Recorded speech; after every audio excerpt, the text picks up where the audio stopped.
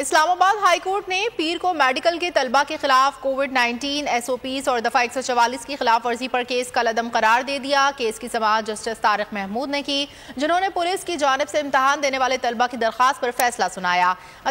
अदालत ने रिमार्क्स दिए कि दफा 144 के नफाज को यकीनी बनाने वाले सरकारी अहलकार की गैर मौजूदगी में दफा 195 के तहत मुकदमा दर्ज नहीं किया जा सकता। अदालत ने पुलिस को तलबा के खिलाफ मुकदमा खत्म करने का हुक्म दिया।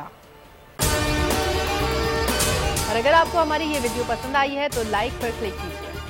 तारीख में पहली बार इमरान खान, आसिफ अली जरदारी, शहबाज शरीफ, मरियम नवाज, मौलाना फजल रहमान और बिलावल भुट्टो सब एक साथ चल रहे हैं सिर्फ बोल पर। सबसे ज्यादा व्यूज और सबसे ज्यादा रेटिंग के साथ बोल आज भी रहा नंबर 1 पर। सब्सक्राइब करें और बेल दबाएं ताकि कोई खबर रह न जाए।